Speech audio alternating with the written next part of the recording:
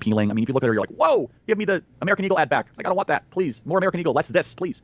Like, that's not what I want. I want the sorority videos, not this. But to her credit, she has accurately diagnosed the problem. And she is a girl, for the record. I have no reason not to believe it. Jesse was kind of playing with words here. So Jesse Waters did a summary of this. I wish we had more of the CNN interview, but this is some of the best parts. Where CNN dispatched one of their reporters, who looks like Ruben Gallego. I don't know why Ruben Gallego is doing street interviews for CNN, but he's doing side work. So, Dollar Store Ruben Gallego basically was doing interviews for CNN at our Student Action Summit. And we knew that this whole story was going to populate, which is, oh, wow, Charlie's so successful and Turning Point's so successful, and therefore the left is trying to infiltrate. We knew the story was coming. And Jesse Waters caught on to it. Play cut 258. Scratch your leader list. Their new plan, create a transgender Charlie Kirk. I think that, as much as I disagree with Charlie Kirk, I believe that what he's doing has worked. And that's why I'm here to replicate what he's doing. I'm not here to, disrupt Charlie Kirk's events. I'm here to say that there are alternative ideas and that we need to build the same thing that he has, because he is good at it. Well, we are good at it. And because we build. You see, that's what people miss. People think it's just the campus thing or just this program. This is 2 hours of my day, and then I go to the day job of managing 1,000 people, and we have to raise $100 million a year, and we have 500,000 donors. People say, oh, Wait, does Turning Point USA really raise $100 million a year? Is that real? We're good at it. And because we build. You see, that's what people miss. People think it's just the campus thing or just this program. This is 2 hours of my day, and then I go to the day job of managing 1,000 people, and we have to raise Wait. That's my donor class right there. $100 million a year, and we have 500,000 donors. People say, oh, if I was just supported by wealthy people. That's part of it. We're very thankful to our wealthy contributors and amazing donors. But it's also the 500,000 people that donate to us. Jesse Waters continues. Play cut 259. The DNC, they're already trying to coup trans Charlie. Is the DNC supporting this? No, not currently. Why not? If Ken Martin's watching this, text me back. But really, I think it's disappointing that we haven't been able to see the DNC really get off the ground since the election, because I think a lot of things have happened internally that have been distractions to the actual ground game that we need right now. There are so many more clips from that CNN exchange that we could mine. But I love this. About time that the left realizes and wakes up that while you guys have been ridiculing us, we've been building. As we like to say at Turning Point USA, we did not come up with this, but Sun Tzu did. No, he didn't, but that's okay. It's wrongly attributed to Sun Tzu. That's fine. It's hilarious. First, they ignore you. Then they laugh at you. Then they fight you. And then you win. I remember the ignoring phase. It's nothing. This is Charlie. It's nothing. Forget it. And then I remember the laughter. Oh, it's so funny. Look at Turning Point. What do they think they're doing? Now, many of those people are applying for jobs from us, for the record. And then the fighting. Oh, we love the fighting.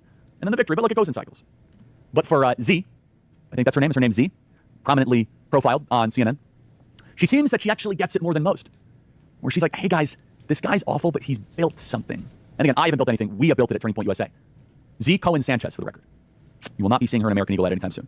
But Z Cohen Sanchez, she's onto something. She's onto something very powerful, which is the left struggles to build anything. And by the way, she had her own little counterfeit clown show back in the spring, and it fell apart. Why? Because they had a Oppression Olympics woke falling apart. Because someone did microaggressions that they didn't like, and the whole thing fell apart. People like to talk about the platform we built, but they don't know about the chapters, the high school groups, the events. A lot of people want to do the stuff we do, but they don't want to work as hard as we worked. 300 days of travel a year for a decade straight. 3,000 days on the road. You can never really... So this is why, okay, not to gas myself up, this is why it's good to include me at your events, okay? Because if I'm there, nobody's woke canceling anybody, okay? I'm your canary in the coal mine. If I'm there and the people are there, they're probably not giving much of a fuck about the microaggression shit. Relax. Well, at least when it's not on the Sabbath. Good luck. Second hour coming up. Wow, paste.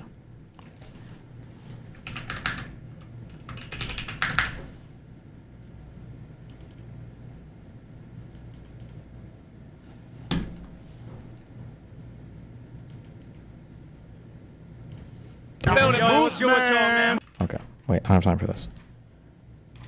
Why did I click my subreddit? Something about the debate yesterday. Looks like I... Chill. And we need to be really blowing up our elected officials' offices. Blowing up our elected officials, really blowing up our elected officials' offices. The subtitles say growing up, so that's what I heard.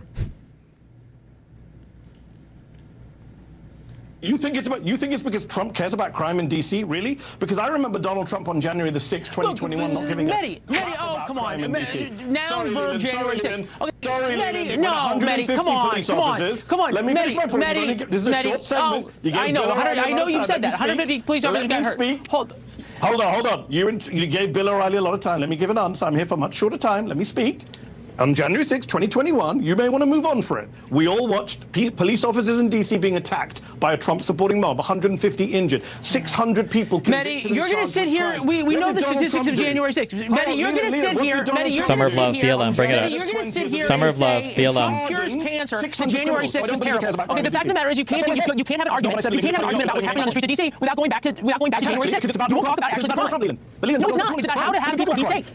I said to you, Donald Trump Let's talk about it. yes, he does. And I said, I'm going to give you evidence to prove he doesn't. If he cared about crime in D.C., why did he pardon 600 people assaulted police officers? You can't come and make this emotional Oh, come on, man. You're talking about completely different things. It was 1600, wasn't it? You cannot talk about this. There's completely different things going on. Why? What do you mean I care about the National Guard? Where was the National Guard? Where was the National Guard? Oh, come on. You can't do no. This is silly. This is absolutely silly, Maddie. You can't do this. No, because it has nothing to do with what's happening or what the arguments are right now. Okay? And you can't. No, it has nothing to do with crime matters in D.C. The victims of crime matter in D.C. What about the cops in D.C.? The only person who died on January 6th was a Trump supporter. You can't talk about what's happening on the streets right now. Let me know when you want me to speak. No, you can't talk about anything. You cannot talk about this without talking about January 6th. We're having an argument on the merits. Maddie, thank you. Rip. Sure. Two things I would say by way of response. One, I've not seen any evidence that people are going to be poorly trained to be ICE agents. They'll be recruited as they always have been and trained. Well, you're talking about trained ICE agents. I don't think wearing masks. I don't think but my second point was we all know why they're wearing masks. Just because they're being doxxed left, right, and centre on social media and having their lives threatened. No. This is bullshit. This is bullshit. For starters, we have evidence ICE agents are being trained. It is. Really quick. Let's go back to George Redis. He arrived at work. He was a U.S. citizen. ICE agents surrounded his car. He identified himself as a U.S. citizen. They broke his window, pepper sprayed him, and dragged him out. He was in detention for 3 days. So we do have evidence that they're not being trained to respect people's rights. And on the masks, this is crazy. Do you know how many judges have been threatened? You know, if you're a judge and you have if there's a case that's happening, you're a prosecutor, and you're targeting a murder suspect. These guys have been threatened. There have been judges whose families have been threatened. Their lives have been threatened. There are a lot of people in public life who have been threatened. Like, I'm sorry, but there was a time when Donald Trump was literally tweeting out like specific names and members trying to get people harassed. I remember he did it with the judge in his New York case, and the obvious goal. Fuck, there were examples past that, but I don't remember. It's been a while, where they would tweet out the names of people that were involved in these cases, and the goal was always to get people to harass them. And now they're like, oh, actually, the ICE agents need masks and blah blah blah. It's like, come on, bro.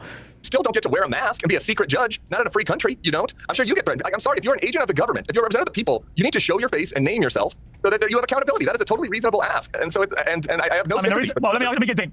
All right, well, I'll get Dean to respond, but there is an irony, of course, that all the people who campaigned so aggressively for everyone to be masked during the COVID pandemic are now furious about the wearing of masks. Dean. Oh my God, that's not even remotely the same thing. Are you serious? That's like saying there's like a bunch of guys running around stabbing people with needles in Chicago, and it's like, oh, well, the liberals were all pro-vaccine, and now all of a sudden they've got a huge problem with people getting, jabbed by needles. Come on, give me a break. Thanks.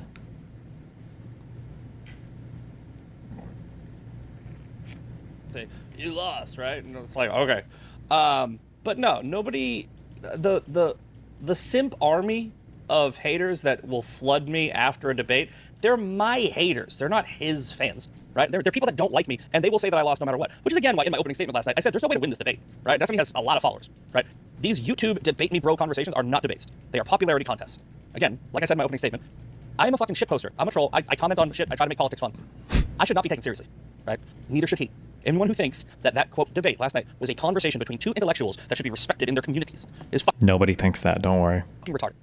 I'm man enough to admit that I shouldn't be taken seriously, right? He's not. He thinks that he's a real person who should be really taken seriously. Bro, there's a video of you sucking a dude's dick. You should not be taken seriously. There is a video where you're like, your girlfriend is in the background, like. I mean, like, if we want to play this game,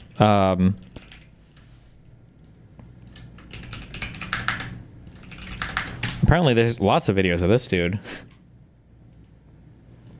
I guess he got pulled over for DUI, and he was like completely mind fucked on. Can you hold on? Thank you, sir. All right, so what I want you to do is put your feet together, heels and toes, put your arms down by your side, and then you're just gonna stay in this position, okay? I'm gonna have a red pen in front of your face. You're just gonna follow DUI is on brand though. your eyes and your eyes only. Did he actually get arrested for this? Did he fail this? I didn't watch any of this because I don't normally dive into the personal attacks unless I need to, I guess. Does he fuck this up? Pen with your eyes and your eyes only.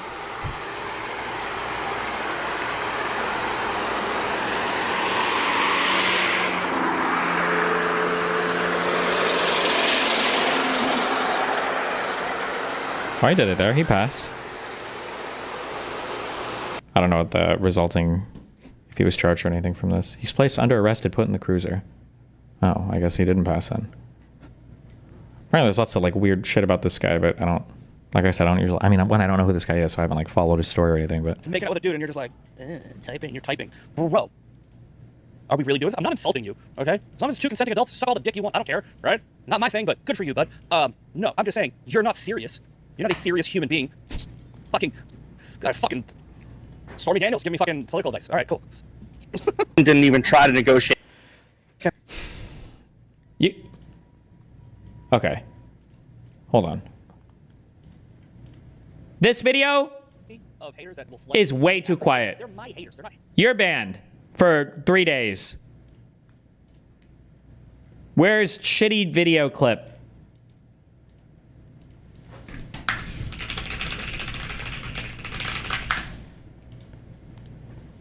Do your shit better. Now you made the next video too loud, and I got triggered. At all. Because Biden knew there what you can't negotiate against Russia like that. You have to bring them to the table by. You throw $250 billion at their adversary, which does absolutely. This whole line of argumentation was. But he makes the connection between Donald Trump. It's because Destiny is a partisan hack who is only using confirmation bias to form his opinions. Meanwhile, I do something different. I use critical thinking, and a few moments later.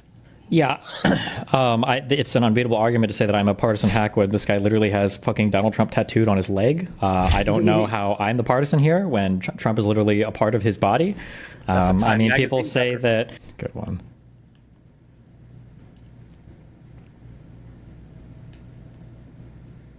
This was absolutely right. You know, I research better than you, right? Like, oh, jeez. I mean.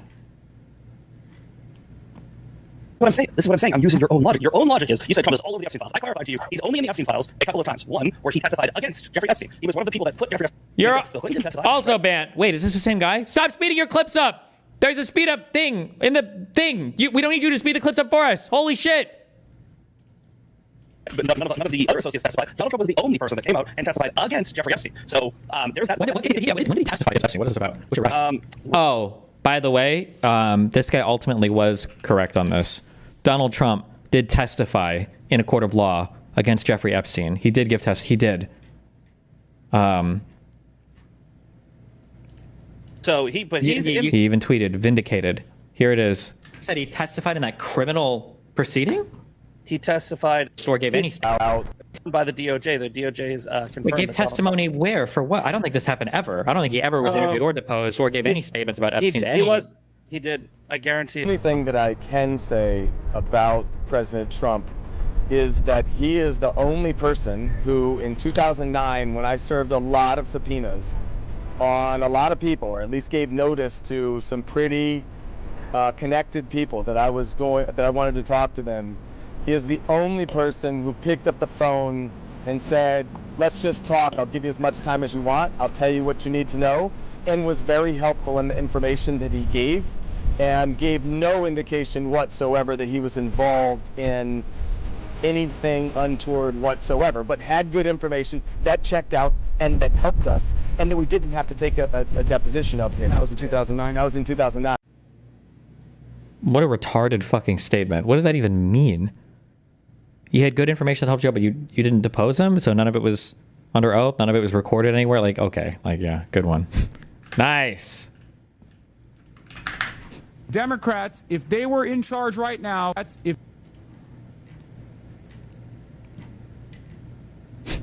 Jesus. Aw. Look at my pretty, beautiful signature.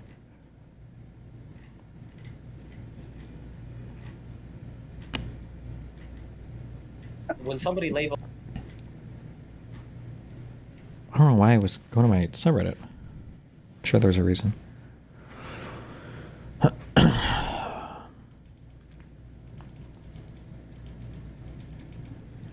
does everyone bring up your private life to discredit you? Even Anna did that weird shit yesterday. Yeah, it's pretty crazy. Quoting not even the correct info from like revenge porn leaks. But hey, listen, if you gotta avoid talking to me, I vibe with it. Anna is really fucking retarded though, so I'm sympathetic to her position. Okay, I'm supposed to talk to that Brad dude at 4 o'clock. Let me get through some of these down here. Immigration cages they put kids in? Lol, was that propaganda? Remember the immigration cages they put kids in? Lol, was that propaganda? If they put kids in cages, I don't care. That's fine with me. I mean, if they're not supposed to be here, that's not our problem. The entire idea where people can create a emotionally charged situation and then hold your country hostage with it is ridiculous. And the only way that you can win a game like that is to not play. And so remember the Lake and Riley bill? I see them doing that, and that's very clearly like, this is like they're making an emotional play in order to like, oh wow, look at this picture of a crying baby. That means you shouldn't be able to have borders anymore. What a ridiculous thing to say. Well, I wouldn't take that seriously at all. Yeah, and so like, no, I don't care about that even slightly. It's true and it's unfair. It's just emotional manipulation and emotional blackmail. You should never let somebody take over. Never make decisions based off of that. Okay, I don't care.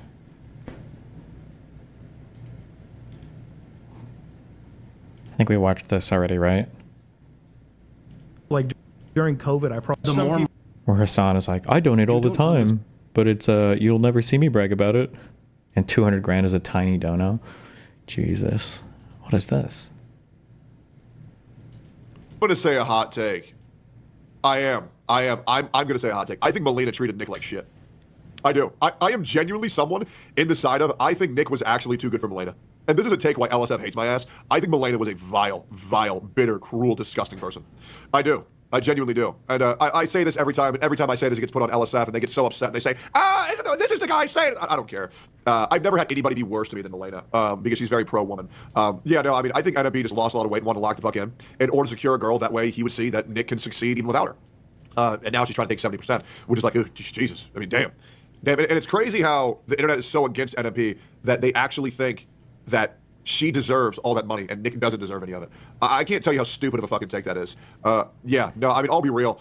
I think the idea that anybody thinks that Melina even should get a penny from Nick is retarded. Genuinely. Okay. They are two individuals with no kids. They have no kids. Why the fuck is Melina taking half of his shit? Does he know what alimony is for, how it works, or why it exists, or? Why the fuck? No. People say she made him. No. Soda Poppin' made Nick. And then Nick made himself. That is not a fucking thing. Shut the fuck up. A bunch of fucking simp-ass losers saying that shit. These people need to fucking get a grip and lock the fuck in.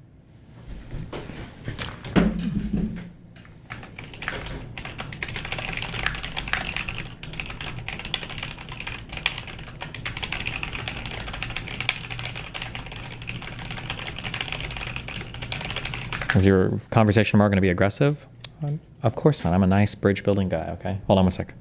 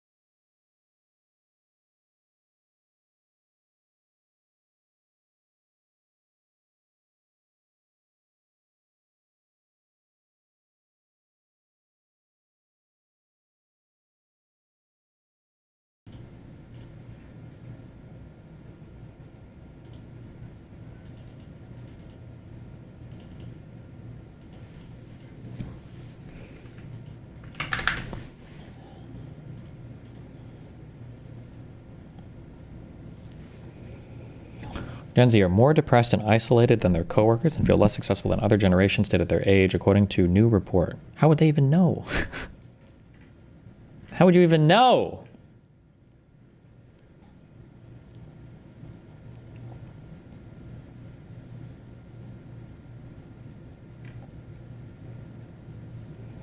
Gen Z said they were more burned out than the average employee, 44% versus 34%, and more depressed, 35% versus 20%. In addition, they felt lonelier.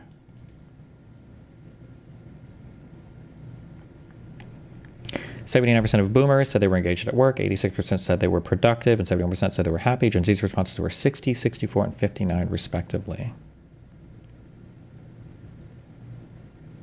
Compared to 21 to 25-year-old respondents who took the survey in 2018, Gen Z respondents questioned September 2024 were 5% less likely to say they were successful.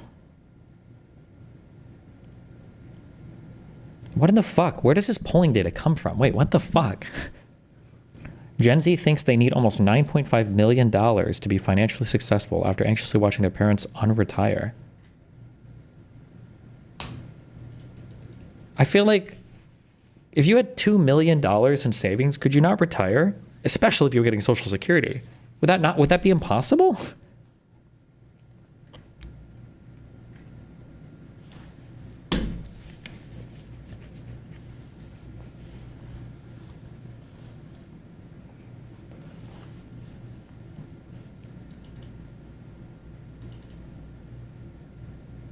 $2 million is the figure I hear from FIRE people. Jesus.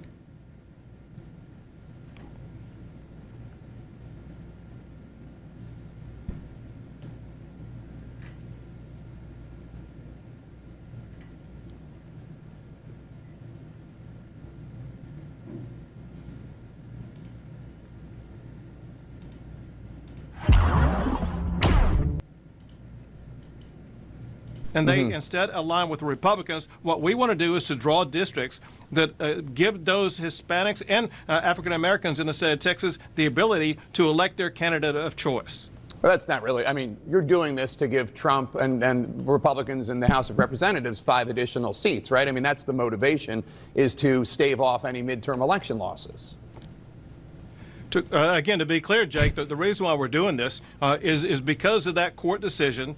Texas is now authorized under law that changed, that was different than in 2021 when we last did redistricting. Under new law, as well as new facts that surfaced in the aftermath of the Trump election, showing that many regions of the state that historically had voted Democrat, that were highly Hispanic, now chose to vote Republican and vote for Trump as well as other Republican candidates. Districts where the electorate voted heavily for Trump, they were trapped in a Democrat congressional district. They have every right to vote for a member of Congress who's a Republican. We will give them that ability. Good one. 12-year-old girl struck by sex toy thrown at WNBA game in Brooklyn. Suspect sought by New York Police Department. Even Donald Trump and friends were... I think Trump himself tweeted a picture of him throwing a dildo off the White House at a WNBA game. Why? What the fuck is wrong? I thought we loved women's sports. I thought we were protecting women's sports. Now we don't care? Oh, that was Trump Jr.?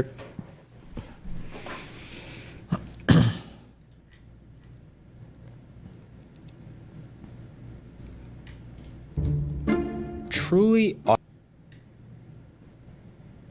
autonomous driving is one of the hardest technological problems to solve on planet Earth today, for so many reasons. Wait, say that again? Truly autonomous driving is one of the hardest technological problems to solve on planet Earth today, for so many reasons. There's millions and millions of variables, no two roads are exactly alike, and the number of possible scenarios to navigate is almost infinite, and if you mess up, it could be seriously dangerous or cost someone their life.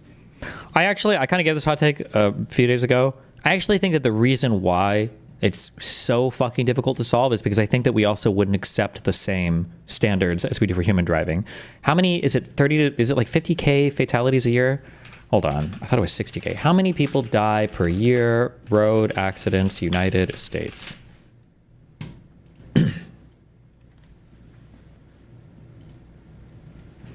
That's per, no.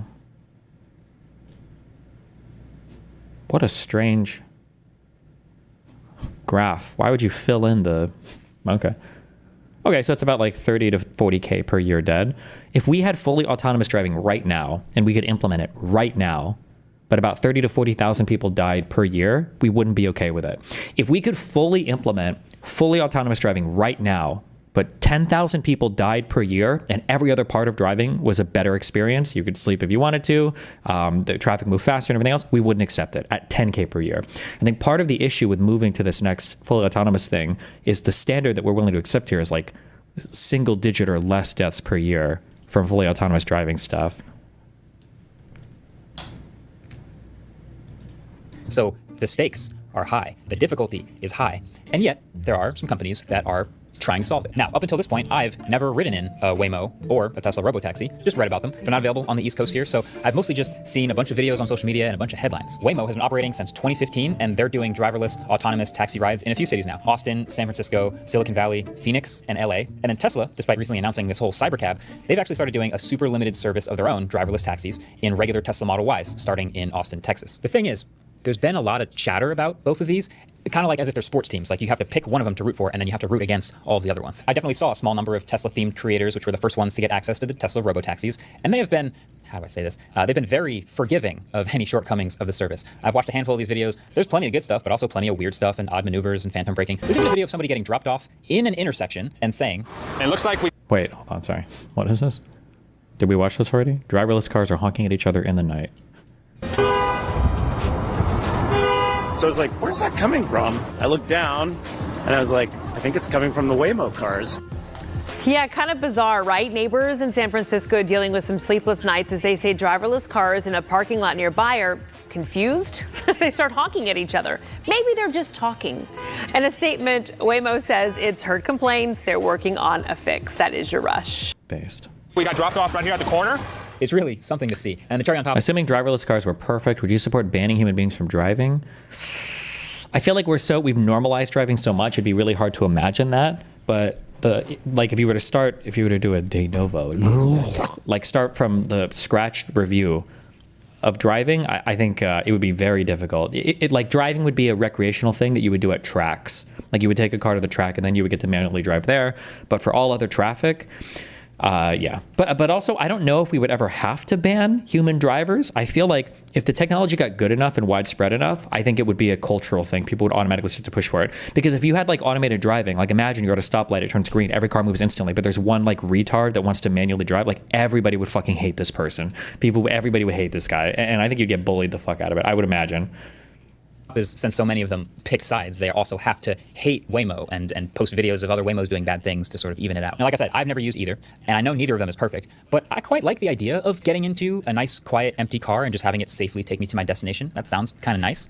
So I was just curious how good these services actually are today. So I got on a flight and I flew down to that geo-fenced area of downtown Austin where there are both Waymos and Robotaxis to find out. For the Tesla Robotaxi, they have a super limited app that you need to be given access to. I got access, so now to try to learn as much as possible, I took a bunch of rides with both of these all day and took plenty of notes along the way. All right, Austin, Texas, it is hot out here, but it's only gonna get hotter, so we might as well just jump right into it. It's time for my first Robotaxi ride. I've got the app on my phone, and I'm in the geofence location, so let's do it. And so I guess let's just book a ride. Ride is on the way. There it is. It's a dark gray Model Y, like we expected. Put a blinker on.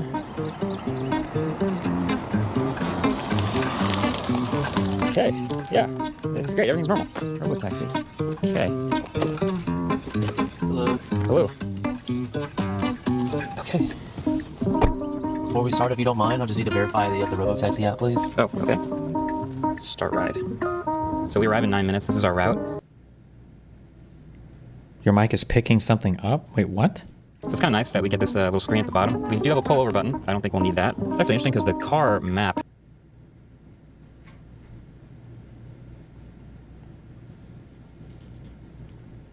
has us going straight up to that intersection, but also it has a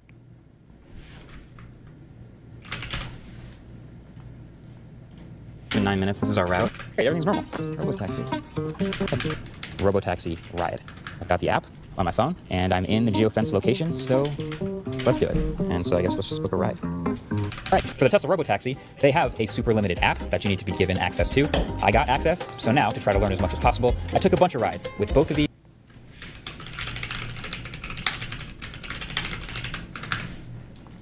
its blinker on right now as if it's going to turn left, so it's decided to go left. That seems fine. The map readjusts. It looks like it's one of those edge cases. It's time to see what it does. It puts the blinker on, goes around. That was good. The visuals on the screen are pretty encouraging. I guess it's just because there's a chair in front of me, which is usually all I see during a ride anyway. So there might as well be a person in the chair, even though there is no person in the chair. Sitting in the left rear seat, after a while, it just kind of felt like I got used to it. It felt like I was a passenger to a really short driver who wasn't saying anything. But as you noticed, there's obviously still a person in the car. This here is Tesla's safety monitor. Every Tesla Robotaxi has one, and that person has a few special buttons they can press on the main display. One to pull over, and one to stop in lane in case they notice anything going wrong. They all also seem to keep a rather firm grip on the door opening button for some reason. Some people think it's another way to safely disengage FSD. Thankfully though, none of these buttons were needed to be pressed during any of my rides. It's pretty normal so far, right? Please exit safely. All right. Thank you guys. Thank you. Have a great day. Fundamentally, it went totally fine. The car showed up, we got in, it drove like a normal person would, it navigated the streets, and even some slightly odd scenarios very confidently. I did a few more rides around Austin, just to various places, and in general, it was confident, it was impressive, and the pickups and drop-offs were mostly seamless as they would be with a human driver, except for one, where it drove about 50 yards past me for some reason, instead of stopping next to me to pick me up. A human probably wouldn't have done that. It does kind of take away a little bit of the magic of it if there's still someone in the car. Like, we know it's not going to be that way forever, but there is just a person in the front seat. It felt like a normal passenger ride, which I think is the bar. That's the success. But now it's time to try Waymo. All right, I've never ridden in a Waymo before. In Austin, it's built into the Uber app, so I'm going to try to call a Waymo by calling a Comfort Electric. Let's try it. I'm guessing the Waymos are a lot cheaper, right? That's how they get people to buy them? And you actually don't know if you're going to get a Waymo or not until you get matched with one. There's a button you enable in your account once you land in Austin to allow you to get matched with Waymos, but it turns out it's still kind of by chance. So from my experience, it's about 80% regular drivers, and then once or twice out of 10, you'll get a Waymo. Okay, it's not going to walk up to me. That's fine. Unlock the car. Good to see you, Marcus. Just greeted me. Start the ride. Heading to Austin Public Library. Please make sure your seatbelt is fastened. Oh my god, you know what the biggest push for all this automated shit's gonna be? Is we don't have to fucking tip like crazy anymore. That's what I'm looking forward to. Happy Friday. Okay, so same idea, but nobody in the car. So this front screen is just showing our arrival time, which makes sense, but then this bottom screen is closer to you and you can look at the actual visuals. And I can also play music or pull over. Or if I swipe over here, it looks like I can look at the route, change the temperature, all that other fun stuff. Oh, we're cooking. This was confidently navigating the same way. We just had a stop sign. We got a bit of a narrow road here. There's a car parked, and just confident. So the stakes are high. The difficulty is high. And yet, there are some companies that are trying to solve it. Now, wait, is there a different audio on my Kick stream versus my YouTube stream?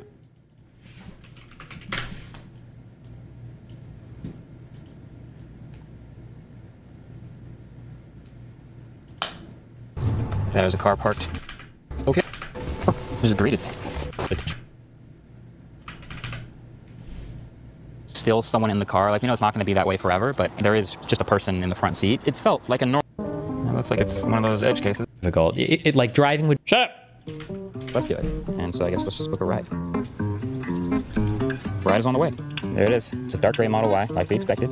Oh no, it is there. Huh. Weird. Get fucked. Wait, not this.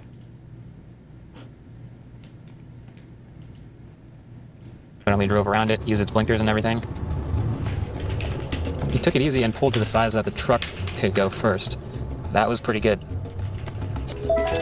You're here. Please make So, sure similar overall driving style and confidence in the Waymo. The Waymo felt maybe 25% less aggressive or assertive and more cautious in general, but the Tesla was very similar capability-wise. And my rides weren't entirely perfect either. On one ride, when it got to my destination, which was right on the other side of the street, it blew right past it to try to do this huge 8-minute route to turn around, another thing I don't think a human driver would have done, but I did end up using the pullover button to end the ride early to avoid wasting those extra minutes and miles. Fascinating. So, okay, doing those experiences back to back was, I think, it was fascinating. It was eye-opening, very interesting. And, you know, say what you want about self-driving cars as a whole, because some people love them, some people hate them. But as a tech product, it is fascinating seeing these two different approaches to solving the same problem.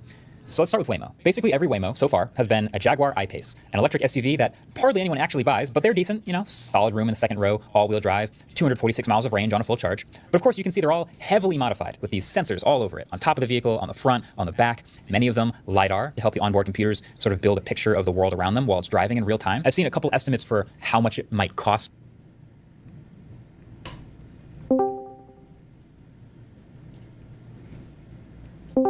Testing. Hey, hello. Well, hi. What's up, buddy? Not much. Just I've been kind of like got a haircut and ready to talk. There were a couple of things I wanted to say beforehand. Sure. Wait, real quick. You know that I'm like live and everything, right? So. Yeah, I know you're live. Okay. Yeah. Just making sure. But I wanted to say that like there's a reason why I'm talking specifically with you, like with all this shit, and like it's hard to say because like I know there's a lot of people watching right now, but I really, I've heard like a lot of shit about you, and I want to have like a real conversation, and I feel like just there's like a few things that make me realize that like this is the place to be. One of them is the fact that Rose Millay was on here and she felt comfortable, and honestly her feeling comfortable in any situation where she's able to talk is fascinating to me, and like I really like felt like that could be interesting. Okay. I thought we hated each other. That I feel like that Rose Millay person hates me, but I might be crazy. Maybe I'm mixing up with somebody else online, but okay. Rose definitely doesn't hate you. I don't really know. Like I can't speak for her, but in general, she seemed to be pretty like favorable, towards you with all this stuff. Because like again, like you gave her a platform and a place to speak. Sure. And she very much like appreciated that and like an audience. So okay.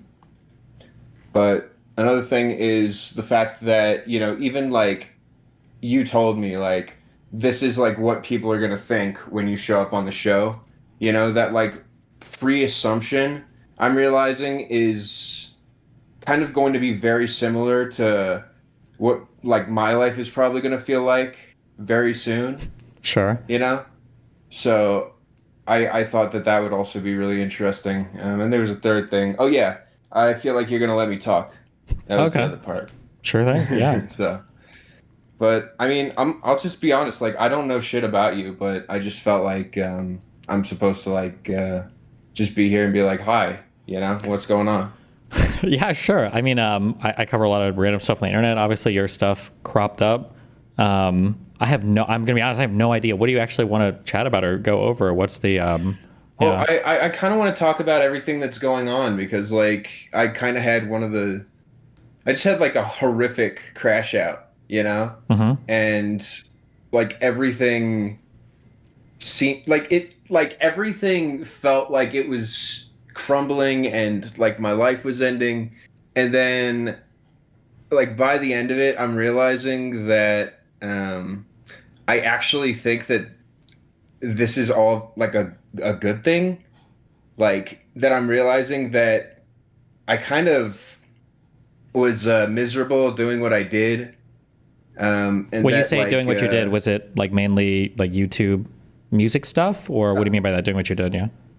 I would say specifically like streaming. Like I was doing streaming and I was bringing in like a lot of money, and I think that it like really like messed with my perception of things. And like I ended up like totally just like becoming really disillusioned and selfish, and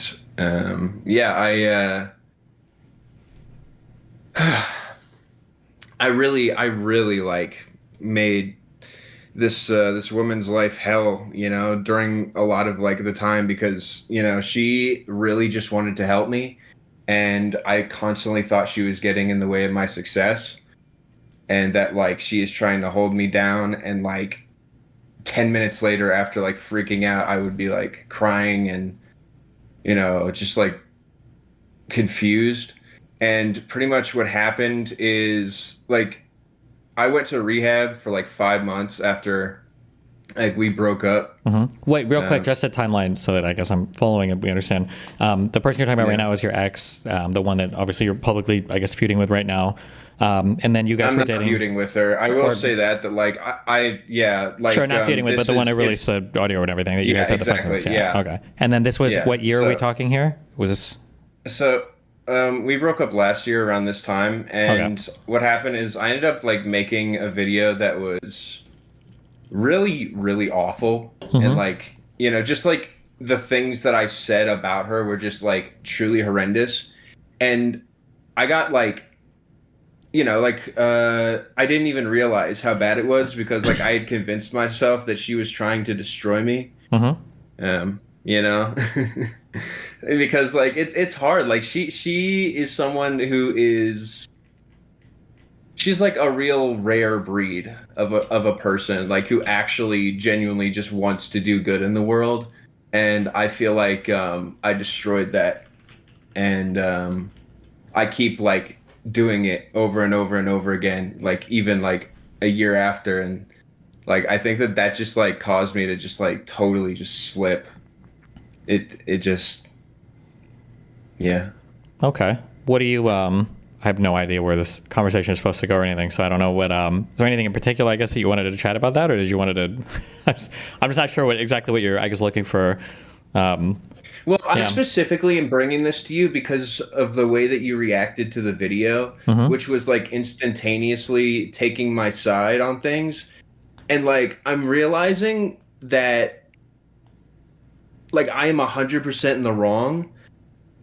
And like, I just thought it was important to like voice at least that. And because like it's... Before you go too far down that road, so when I listen to it, there are things that I feel like I hear that are things that I've either done or had done to me in the past that I kind of like feel like I understand. So obviously, when it comes to like public commentary on people's private relationships or even in friend groups, like people are very big on ascribing like responsibility or blame. I don't like the phrase like 100% wrong or 50% right or wrong, because I feel like in relationships, like sometimes there are things that are like clearly bad, right? Like we shouldn't scream at partners, we shouldn't hit partners. Like this is like never okay. But relationships are usually collaborative, right? Like both people kind of like build into things. And I feel like when people try to get into the world of like, was this person 60% wrong or 80% wrong or 100% wrong, I feel like it can get kind of strange. Not to say that, you know, you should never accept responsibility for anything, but sure. But like, I understand what you're saying here in terms of like, you know, obviously you're not proud of these moments. You feel like you were in the wrong for these moments. Like, I mean, that's fair. Sure. Well, no, I like know what happened now. And the reality is like, I just like threw everything in the trash, you know? But like also at the same time, I couldn't figure it out until I did that because, you know, like I was so focused on my image, you know? And sure. So what do you mean when you say like you mentioned this like throwing everything in the trash? Like what are you referring to here? I mean, I just kept digging. I just was like, you know, I posted the first video and it was terrible, and then like I just kept going and just like going by instinct with all this stuff, and you know, all I ended up doing is basically she was already in a bad spot, and I just was like adding a ton of pressure to her, and yeah, it sucks. And I like what you're saying, you know, specifically about like not playing the blame game, you know, not playing the percentages game, because I feel like that's exactly what I was doing. Like believing that like, oh, I did this, but she did that, but she did this, and I did that. And it just like, I think made just everything so much worse, because it's like, why am I always thinking about this? Why am I always thinking about her when, you know, with what happened? So. Sure. Yeah. Do you like have like a therapist or anybody that you talk to about relationship related stuff or public related stuff?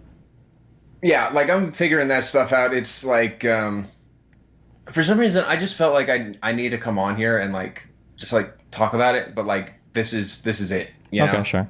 I only bring it up because it's good to have like a person that like knows everything that's going on that you can kind of like talk to somewhat regularly, that has an accounting of everything. Like it's just nice to have that person to go to. And then there's a lot of unique stuff. I mean, life is already kind of unique, right? Like therapy is good for ordinary people, but then when you add the public dimensionality to it, things can become a lot weirder and more complicated to deal with. So it's good to have somebody who has like a full accounting of that you can be like really honest with and can give you feedback and everything too. Yeah, I get that. I definitely think that I like lost track of details, and I will say that like the people around me were kind of trying to just like cheer me up because I was in like a horrible spot. So a lot of the times they would, tell me things that weren't true when I'm at like my lowest to like calm me down. And I think that also like really contributed to just like constantly feeling like I don't know what's actually going on, and I felt like when I was with this person, they were trying to like help me through that, but I was constantly believing that they were trying to change me. And yeah, it got ugly because I'm telling you, it just got ugly. It got horrible, and I really have no fucking excuse for it. And I finally understand that, like, I'm not being punished. Like, what's happening is not punishment for what's, what I've done. It's like basically everything is balanced. Everything is happening for a reason. And I like finally get it that like, well, I mean, I would be careful about saying that. I think that having your personal stuff drug out publicly and then having a bunch of people like attacking you for the worst versions of yourself, I don't think it's necessarily fair penance as a public figure. Yeah, but I also think as somebody who like actually does suffer from like struggling with reality, it might not be the worst thing in the world to have like basically a reminder of like what actually happened, and people are not going to let me slip again. True, but I mean, so the only thing I would say is like when people have issues with trying to sort through toxic situations in their life, like one of the things I think that's recommended that's good is you kind of like you write down a list of people that are close to you, that you love and that you think love you, and that you like trust their feedback on things, because you have to be careful when you're soliciting feedback or getting feedback from people on the internet. One, they don't know you that well, and two, the most important thing is they don't have your best interests at heart, right? So if you have close friends, hopefully, and you said that they were kind of downplaying stuff, or you feel like they weren't holding you accountable enough, ideally the reation why they were doing that is because they felt like you were in a dark enough place that if they were to try to like come down on you, like it would push you into, I don't know, suicidal place or something, along those lines. So they have like your best interests at heart, and they know you the best, right? So they're hopefully saying the things that are responsive to your personality the most. When you go online, people don't know you that well. They have caricatures of you in their mind, and they're not saying things for the best of you. They're not trying to make you the best version of yourself, giving you feedback to help you get better. They're just trying to tear you down. So I think there's value in being able to sift through all of the online feedback to kind of look at like, okay, well, how do people perceive me? Maybe there's something off here.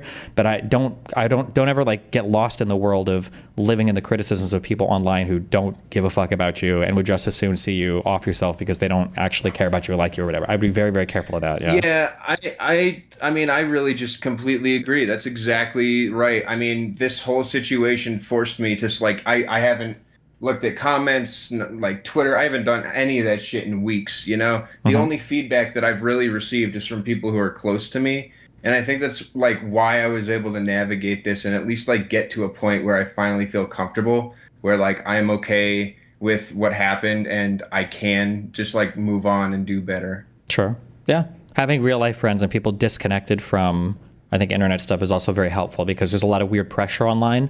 Like, I don't know what your background, do you say how old you are? I'll just say like mid-20s. Okay. So I'm 36. It's so different because the internet has changed so much in life. But like growing up, like sometimes you can have friends that, give you feedback on things. Like even if you fuck up, like people fuck up, they make mistakes. But it's nice to have friends that can give you feedback, and their feedback also isn't being graded by every single other person in the world. And when all of your friends are very online, and when I say online, I don't just mean like they use the internet. I mean they're like other streamers or YouTubers or have social media accounts. Yeah, they're not just giving you advice. They're giving you advice in front of the crowd, and like they're getting pressure and everything too by a bunch of people who don't have your or their best interests at heart, and they're just trying to get into content or trying to farm it or whatever. So having people that are really disconnected from that environment, that's why I recommend to the therapist, can be really helpful sometimes too.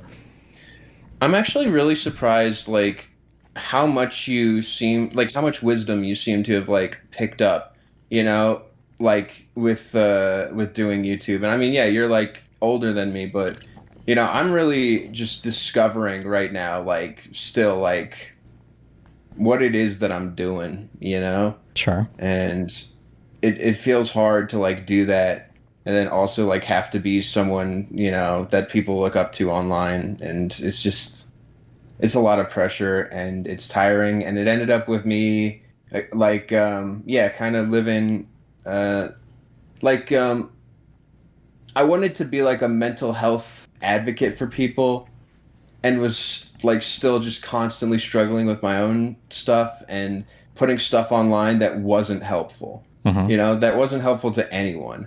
Like, and this was just like another case of where I like really just needed to keep it quiet, but I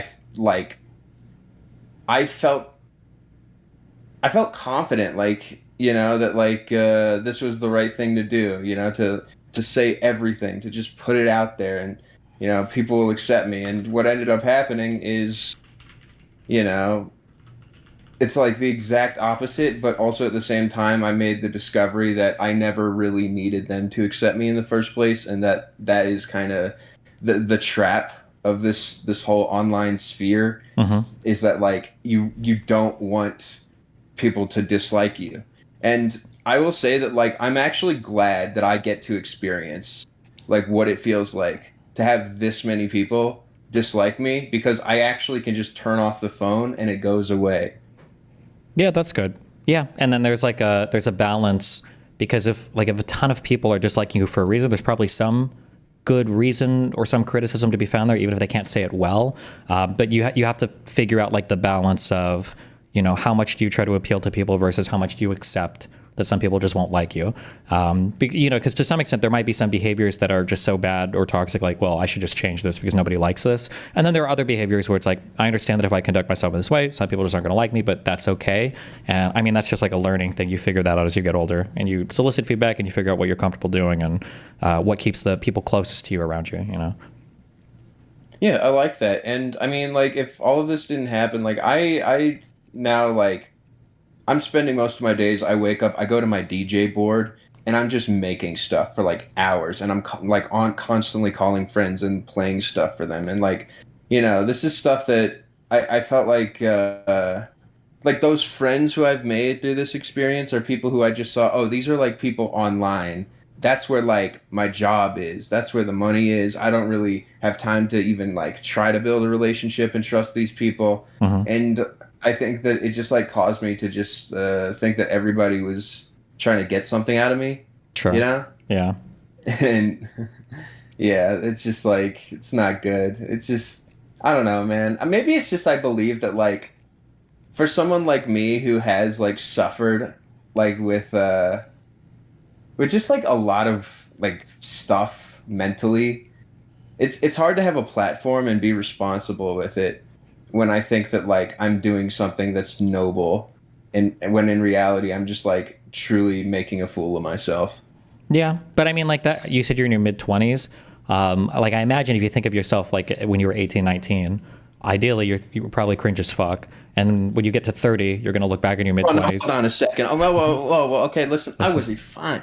Amazing. All right, I wrote a song called Jesus. Sure. All right, never forget. But personality-wise, and talking to girls and do whatever else, right? Yeah. And when you hit 30, you're going to think you're cringe as fuck at 25. When you get to 35, you'll think you're cringe as fuck at 30. Like, it's just like part of growing up, right? It happens. The only difference is it's on the internet for everybody to fucking see and evaluate in ways that most people don't have. I feel like it'd be good, like in dealing with this, like if you thought of making like a comprehensive, like once you've processed it all, like making a comprehensive statement and like, here's my video, here's my statement on this, like I'm moving on. I don't need it. You don't think so? I don't need it. Okay. No, I know so. Like, I know because the only thing that matters is that my ex now is like the situation ended up really good for her. Like, so good for her that like I finally felt like you know, through the destruction of my image and my channel, she got like compensation for the pain that she felt, you know, and I can, you know, find a job or even just like someday rebuild it, you know, but like as of right now, like things are balanced. And that's why I say they're balanced, because like they finally reached a point where she's gotten financial support in a horrific situation, and like I can finally just be like happy for her and just like, you know, say people are going to hate me no matter what, you know, for this stuff. And I just care that like, you know, the circle of people who actually understand the situation, who were like a part of it, like if they get it, then I'll be just fine. Sure. I mean, but you probably want to also you need to take care of yourself, like, as well, right? Not saying that you have to like tear other people down. What do you mean it. by that? Like, in what way? You mean like with the statement, taking care of myself? Not well. So before a statement, so like in my opinion, you know, we go through like tumultuous events in life sometimes, especially, I'm not trying to be condescending, but like as you're growing and learning, like there's just like the first time you have like a huge public fallout, the first time you have, you know, like as a content creator, like a huge wave of hate or other people attacking you, interpersonally, sometimes ending huge relationships, dealing with addiction issues, dealing with, there's just like so many things in life. When these big things happen, I think it's good sometimes to like sit down. It could be with a therapist, it could be with a notebook, it could be with music, whatever the fuck, but to sit down and like write out like, what are your thoughts? You know, what went well, what didn't go well? Do you need to change behaviors going forward? Like to like really process a thing and then kind of be able to move on to the next phase in your life without having a bunch of unresolved stuff that's just kind of always hanging out in the background that you didn't really properly address or handle.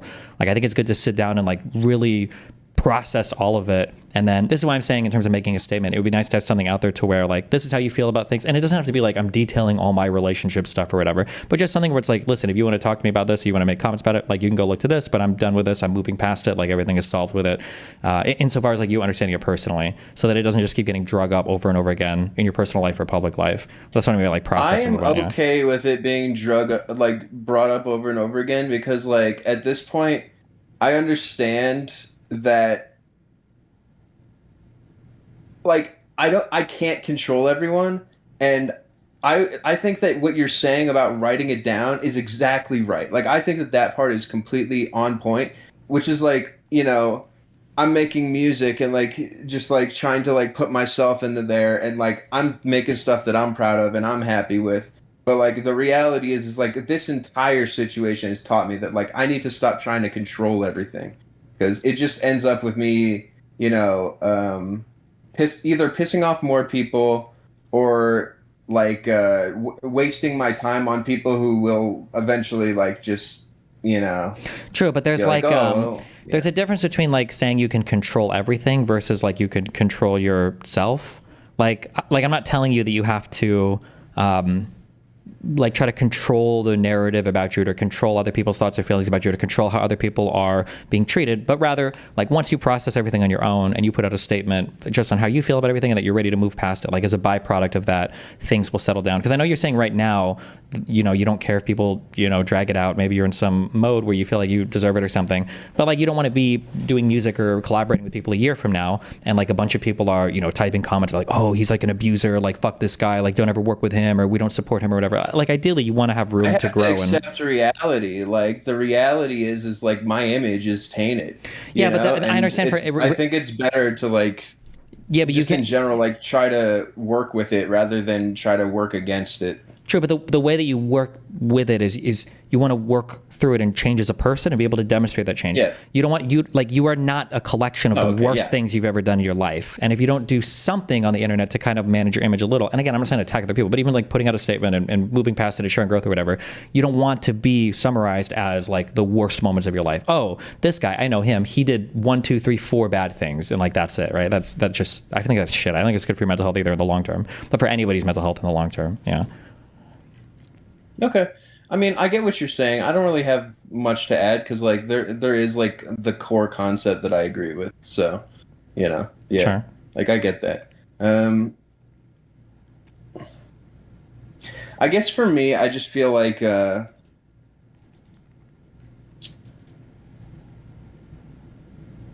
mean, I'm going back to college, you know? I'm going to go try to do something else for a bit and, you know, just see because, like, you know, I never know. Yeah. Going back to college for stuff like related to music or something, or what? Going back to college for what? Yeah, film. So a film, and probably I might take some classes for music, but I'm excited to do that, and it feels like I don't know. It feels like a nice break, I guess. So, yeah. Okay. Yeah, I mean that's good. Just always be careful. Like there are good breaks, I think, and there are bad breaks. Like a good break is like taking some time away. Once you've created a little bit of space in time from an event, you can kind of look back a little bit less emotionally charged. Like there are fights I've had with exes where I'm like 1,000,000,000% in the right and I would bet everything in my life on it. But then like 2 months later, I can look back and be like, oof, I was being really stubborn or really stupid here. So it's good to put distance that way so that you can reevaluate it. But just don't get lost in the whole like running away from a thing and then never actually thinking about it or addressing it or, you know, trying to make sense of it.